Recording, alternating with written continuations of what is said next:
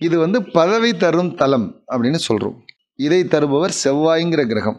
மனிதனுக்கு தேவையான, சமுதாயத்திற்கு தேவையான அனைத்து பதவிகளையும் கொடுக்கக்கூடியவர் இங்கே இருக்கிற செவ்வாய். அரசியலுக்கு அதிபதி செவ்வாய், ஆளுமை திறமைக்கு செவ்வாய். அதனால செவ்வாயை வந்து வணங்கினாலே அரசியல் சார்ந்த பதவிகள், சமுதாயம் சார்ந்த பதவிகள், ஆளுமை திறமை, இது எல்லாமே இங்கே கிடைச்சிடும். சீருடை பணியாளர்கள், இந்த மாதிரியான விஷயங்கள் எல்லாம் இங்கே கிடைத்துவிடும். குழந்தை பாக்கியம், திருமணத் தடை, இது எல்லாம் நிறைவேற்றி தருபவர் செவ்வாய் என்கிற கிரகம். கணவன் மனைவிக்கு ஒற்றுமையை கொடுக்கக்கூடியது, மன சந்தோஷத்தை கொடுக்கக்கூடிய தலம் இந்த தலம். அகமும் புறமும் சேர்ந்தது தான் மனித வாழ்க்கை. இது ரெண்டையும் தரக்கூடிய தலம் தான் இந்த தலம். பார்வதி தன் கைப்பட பிடித்து வைத்த லிங்கம், மண் லிங்கம், எப்போதும் கவசத்தினால் மூடப்பட்டே இருக்கும். அபிஷேகமே இல்லாத ஒரு சிவாலயம் இந்த சிவாலயம். பார்வதியினுடைய கைரேகை தழும்புகள் சுவாமி மேல இன்றளவும் இருக்கு. முற்கால சோழர்களால் கட்டப்பட்ட சிவாலயம்.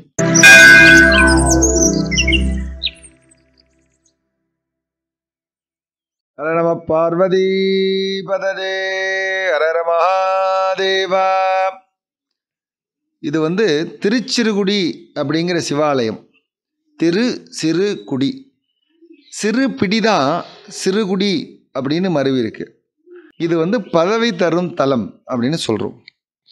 மனிதனுக்கு தேவையான, சமுதாயத்திற்கு தேவையான அனைத்து பதவிகளையும் கொடுக்கக்கூடியவர் இங்கே இருக்கிற செவ்வாய். அரசியலுக்கு அதிபதி செவ்வாய், ஆளுமை திறமைக்கு செவ்வாய். அதனால் செவ்வாயை வந்து வணங்கினாலே அரசியல் சார்ந்த பதவிகள், சமுதாயம் சார்ந்த பதவிகள், ஆளுமை திறமை, இது எல்லாமே இங்கே கிடைச்சிடும். சீருடை பணியாளர்கள், இந்த மாதிரியான விஷயங்கள் எல்லாம் இங்கே கிடைத்துவிடும். குழந்தை பாக்கியம், திருமணத் தடை, இது எல்லாத்தையும் நிறைவேற்றி தருபவர் செவ்வாய் என்கிற கிரகம். அந்த செவ்வாய் வந்து பூஜை பண்ணி தனித்த சன்னதியில் மங்களன் அப்படிங்கிற பேரில் இங்கே இருக்கார். பார்வதியினால் பிடித்து வைத்து பூஜித்த லிங்கம், அபிஷேகமே இல்லாத ஒரு சிவாலயம் இந்த சிவாலயம். பார்வதியினுடைய கைரேகை தழும்புகள் சுவாமி மேலே இன்றளவும் இருக்குது. அதனால் கணவன் மனைவிக்கு ஒற்றுமையை கொடுக்கக்கூடியது, மன சந்தோஷத்தை கொடுக்கக்கூடிய தலம் இந்த தலம். விட்டு கொடுத்து போவதில் தான் வாழ்க்கை அப்படின்னு சொல்லக்கூடிய தலம் இந்த தலம். இங்கே வந்து தரிசிப்பவர்களுக்கு வாழ்க்கையில் எல்லா சுகமும் வளமும் கிடைக்கும் அப்படிங்கிறது தான் இந்த ஆலயத்துடைய நம்பிக்கை.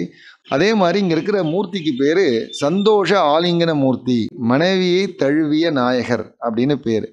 மனைவியினுடைய கோபத்தை தனித்து அருளியதனால் இங்கே இருக்கிற சுவாமிக்கு, நீங்கள் இந்த வீடியோவில் பார்த்தீங்கன்னா தெரியும், சந்தோஷ ஆலிங்கன மூர்த்தி, மனைவியை தழுவிய கோலத்தில் இங்கே இருப்பார். அதுதான் இங்கே விசேஷம். பங்குனி உத்திரத்தன்னைக்கு அவருக்கு திருக்கல்யாணம், சிவராத்திரி விசேஷம், இந்த மாதிரியான விசேஷங்கள் இங்கே நிறைய இருக்குது. எல்லா சிவாலயத்திலும் இருக்கிற விசேஷம் இங்கே இருக்குது. பதவின்னா நம்ம என்ன நினைக்கிறோன்னா வேலை, தொழில் அப்படின்னு நினைக்கிறோம். நம்முடைய இந்து மதம் என்ன சொல்லுது? பதவி பூர்வ புண்ணியானாம் ஜனனியும் ஜென்ம சௌக்கியானாம் அப்படின்னு ஜோதிடத்தில் சொல்லி தான் ஜாதகத்தை எழுத ஆரம்பிக்கிறாங்க ஜோதிடர்கள். மனிதனுக்கு 2 பதவிகளை கொடுத்துருக்கு இந்து மதம். ஒவ்வொருத்தருக்கும் 2 பதவிகளே சொல்லுது. குடும்பம் சார்ந்த பதவி, சமுதாயம் சார்ந்த பதவி அப்படின்னு 2 பதவியை எடுத்துக்கிறோம் ஒவ்வொருத்தரும். அப்போது இந்த குடும்பம் சார்ந்த பதவியெல்லாம் கர்மா அடிப்படை. எங்கே பிறக்கணும், எப்படி பிறக்கணும், யார் கூட பிறக்கணும், யார் கூட வாழணும், இது எல்லாமே தீர்மானிப்பது இறைவன்.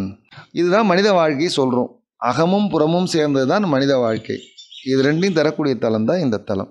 இன்னாருக்கு இன்னாரென்று எழுதி வைத்தானே தேவன் அன்று அப்படின்னு தான் நம்ம பாட்டிலேயே சொல்கிறோம். அப்போது இந்த கர்மா அடிப்படையெல்லாம் தெரிந்து வைத்திருப்பவர் இங்கே இருக்கிற சூக்ஷ்மபுரீஸ்வரர். ஒரு பதவி. 2வது பதவி சமுதாயத்திற்கான தொழில், வேலை, அந்தஸ்து, கௌரவம், மரியாதை, புகழ், அரசியல், இதெல்லாம் சமுதாயத்துக்கு. இதை தருபவர் செவ்வாய்ங்கிற கிரகம். இது வந்து 6ஆம் நூற்றாண்டை சேர்ந்த திருக்கோவில். முற்கால சோழர்களால் கட்டப்பட்ட சிவாலயம். திருஞான சம்பந்தரால் பாடல் பெற்ற ஸ்தலம். சுயம்பு க்ஷேத்திரம். சிறு பிடி, பார்வதி தன் கைப்பட பிடித்து வைத்த லிங்கம். அதனால் இங்கே சுவாமிக்கு அபிஷேகமே கிடையாது, மண் லிங்கம், எப்போதும் கவசத்தினால் மூடப்பட்டே இருக்கும். அதனால் நம்ம அபிஷேகங்கிறது இந்த சுவாமிக்கு இல்லை. தமிழில் வந்து மங்களநாதர் அப்படின்னு பேர். அம்பாள் வந்து மங்களாம்பிகை. தீர்த்தம் மங்கள தீர்த்தம், மங்கள விநாயகர், மங்கள சுப்பிரமணியர், மங்கள செவ்வாய் அப்படின்னு சொல்லி இங்கே நித்திய மங்கள க்ஷேத்திரம். இது எல்லாமே மங்களகரமாக இருக்கக்கூடிய தலம். இங்கே வந்து சுவாமிக்கு சூக்ஷ்மபுரீஸ்வரர் அப்படின்னு ஒரு பேர் உண்டு. சூக்ஷ்மம்னா மனித அறிவுக்கு எட்டாத விஷயங்களுக்கு விடை சொல்பவர் அப்படின்னு அர்த்தம். இந்த மனித அறிவுக்கு நமக்கு எதெல்லாம் தெரியலையோ அது எல்லாமே சிவபெருமான் தெரிந்து வைத்திருக்கிறார். உதாரணமாக நம்மளுடைய உயிர், பஞ்சபூதங்கள், நம்முடைய கர்மா செயல்கள், இது எல்லாமே தெரிந்து வைத்திருப்பவர் அப்படின்னு அர்த்தம். இந்த செவ்வாய்ங்கிறவர் ஆளுமை கிரகம். அந்த செவ்வாய் கிரகம் இந்த ஊரில் வந்து பூஜை பண்ணுறார். தன்னை வந்து மங்களன்கிற பட்டத்துக்கு மாற்றிக்கிறார்.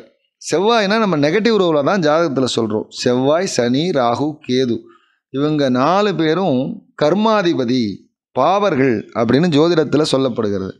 இங்கே வந்து பூஜை பண்ணி மங்களன்கிற சுபத்தன்மை பெற்ற தலம் இந்த தலம். முன்னொரு காலத்தில் பார்வதியும் பரமேஸ்வரனும் சொக்கட்டான் விளையாடும் பொழுது பார்வதியும் பரமேஸ்வரனும் விளையாடுறாங்க, கணவன் மனைவி. அதில் ஒரு சமயம் பார்வதி ஜெயிக்கிறாங்க, ஒரு சமயம் பரமேஸ்வரன் ஜெயிக்கிறாங்க. இதுதான் வாழ்க்கை தத்துவம். அப்போது ஒரு சமயம் பார்வதி ஜெயித்து விட பரமேஸ்வரன் அந்த இடத்திலிருந்து அகன்று போய்விடுகிறார், மறைந்து விடுகிறார். கணவனை காணாமல் தேடி இங்கே மங்கள தீர்த்தத்தை உண்டு பண்ணி அந்த வில்வ மரத்தடியில் மணலால் சிவலிங்கம் பிடித்து வைத்து பூஜிக்கிறார் பார்வதி தேவி. கணவனை காணுங்கிற கோவத்தில், கோச்சிக்கிட்டு போயிட்டாரே அப்படிங்கிற கோவத்தில் பூஜை பண்ணுறார். சிவபூஜை பண்ணும்போது பரமேஸ்வரனானவர் சந்தோஷப்பட்டு பார்வதியினுடைய கோபத்தை தணித்து இடப்பக்கம் ஆலிங்கனம் செய்து கொள்கிறார். அதுதான் இந்த கோவிலுடைய வரலாறு. பக்தர்கள் எல்லோரும் வந்து தரிசித்து எல்லா வளமும் பெற எல்லாம் வல்ல மங்களாம்பிகை சமேத சூக்ஷ்மபுரீஸ்வரரை பிரார்த்திக்கிறேன். ஹர நம பார்வதி பதயே, ஹர ஹர மகாதேவா.